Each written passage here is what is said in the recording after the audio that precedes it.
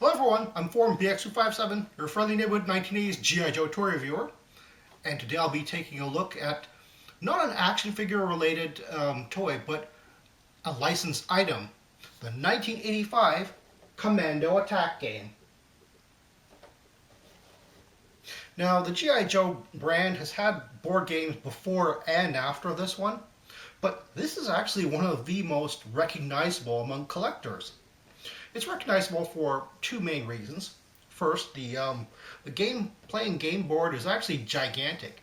It's 34 inches by 34 inches. In other words, it's 9 square feet.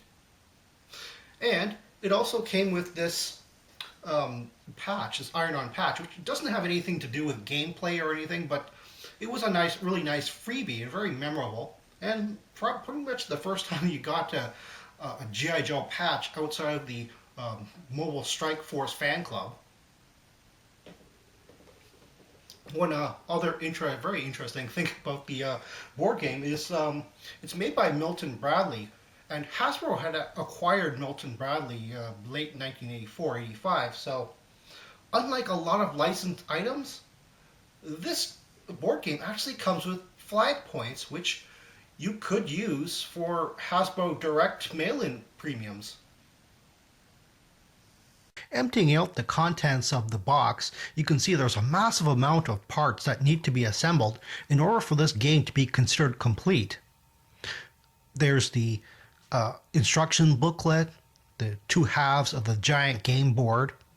There are 6 structures that you have to assemble, 3 for the G.I. Joe side and 3 for Cobra's side. 24 playing pieces that have their color coordinated bases to go on, 12 for G.I. Joe and 12 for Cobra, as well as a pair of dice for each side, black and white for G.I. Joe and red and white for Cobra. One of the 2 items that came with the game originally that I don't consider necessary to completing the game is this Hasbro insert. On the inside is just some mail-away overstock toys. You have your fan club stuff up here.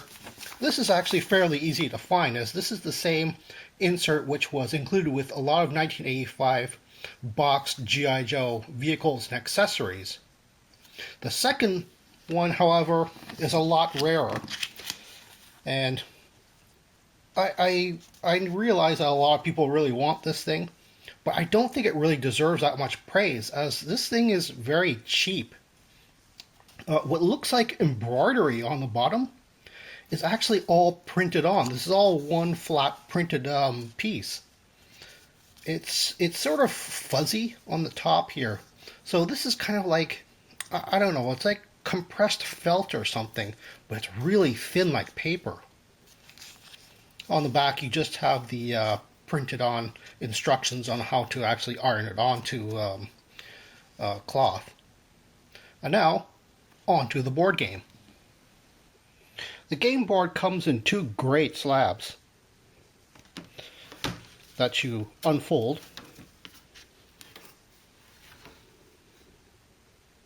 and connect together like puzzle pieces.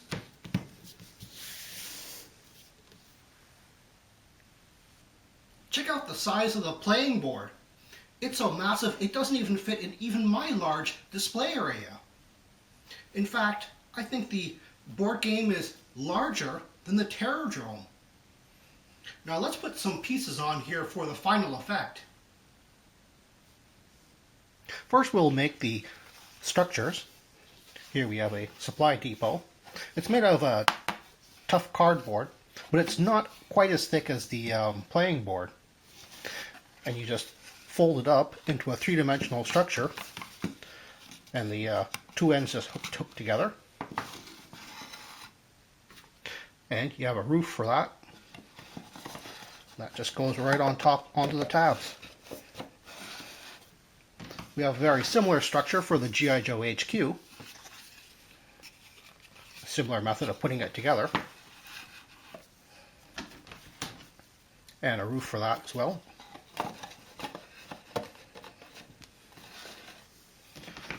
And we have a prisoner of war fenced-in area, which just tabs together like that, and it's an open-ended structure. And we have the exact same thing for the Cobra side.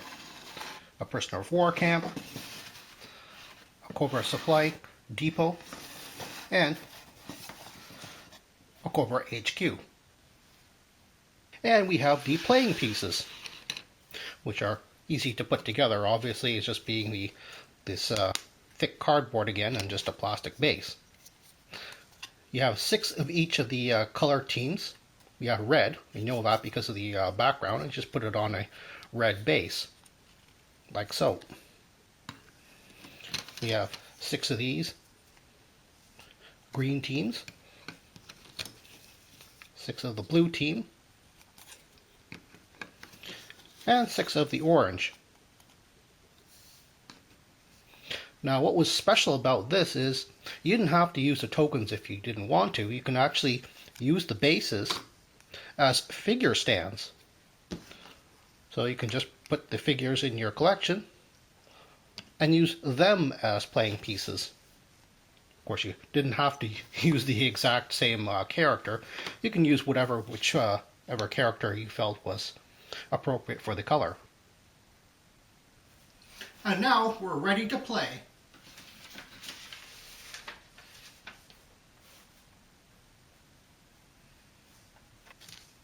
And taking a look at our instructions, military objective: be first to attack enemy headquarters. Well, that's overly simplistic, but technically correct. And this is your flag points that you're supposed to cut out. On each side of the massive game-playing board, this is how you set up the structures, as well as position the game-playing pieces, regardless of how many people are playing the game. The same setup is on the other side for the G.I. Joe team as well. For a 2-person game, one person has to control both red and orange G.I. Joe squads and has 1 white die to use on the game, whereas the other person controls both the green and blue Cobra squads and has 1 red die. However, if you're playing a 3-person game, 2 people have to play G.I. Joe, one person being a red G.I. Joe squad and the other person being the orange G.I. Joe squad, and they get 1 white die each. The third person plays Cobra and has control of both squads, blue and green, and uses 1 red die. And finally, if you're playing a 4-person game, you of course have 2 people playing the red and the orange G.I. Joe squads with 1 white die a person, and 2 people playing the Cobra side with 1 red die a person. After you determine who goes first, your roll determines how many of your playing pieces that you could move during your turn.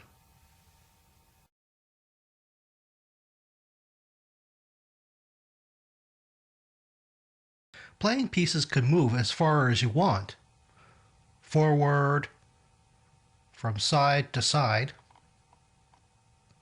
as well as diagonally, and even backwards. However, you can't zigzag like this,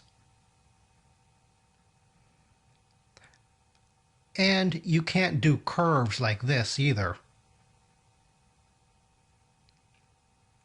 If you land on a bush, you have to stop there until it's your next turn. Just like if you hit the river. However, on your next turn, you can actually slide down a river as far as you want. You can't put 2 figures on the same spot, however. But you can if you're attacking someone.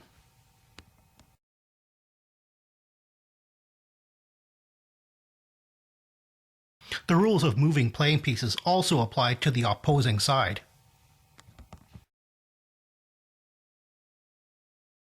In order to attack an opponent, you land on the opposing person's square, and then you duel with your dice. The higher die wins, and the loser gets put in the opposing side's POW camp. However, if it's a draw, the person who initiated the attack is the winner.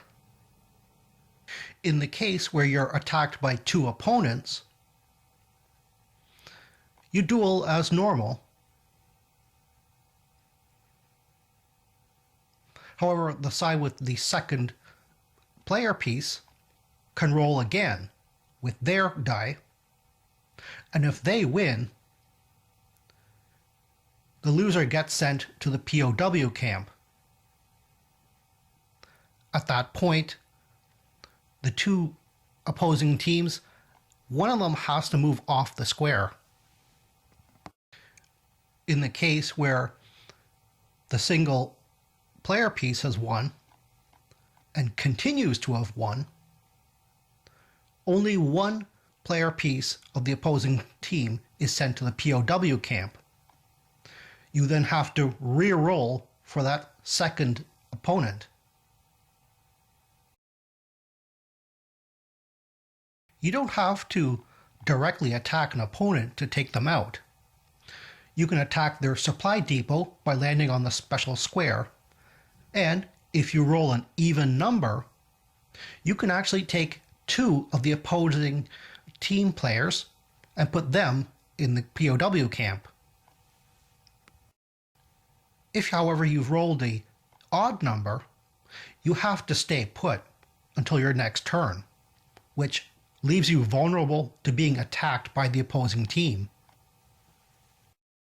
You can get your comrades out of the POW camp by landing on the special square, and by rolling an even number, you can take them all out and put them back on the starting position on the other side of the board. However, if you land on the special square and you roll an odd number, you have to stay put until your next turn, which of course leaves you vulnerable to being attacked by the opposing team. The ultimate goal of the game is to attack the headquarters by landing on one of the two special squares. If you roll an even number, that means that you've destroyed the headquarters and you've won the game. However, if you've rolled an odd number, that means that you have to stay on that spot, which will leave you vulnerable to being attacked by the opposing team, which is probably why it's a good strategy to keep two players there in reserve. Even though this is the most famous of all the G.I. Joe board games, I can kind of see board game collectors passing on this one. Even when fully built, it's a very impressive display. However, it takes up a huge amount of display space, so it's not really that good in that regard. However, I would give it a chance if you can find one intact, because even though it was a strategic game, it wasn't all that complicated, and I found playing it very satisfying.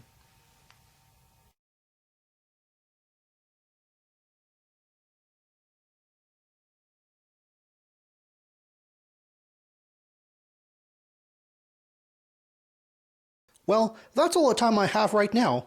Please check out my Facebook page for more information and behind-the-scenes photos for these reviews. Thank you for watching this video, and stay tuned for next time to see another 1980s G.I. Joe toy review. See you then.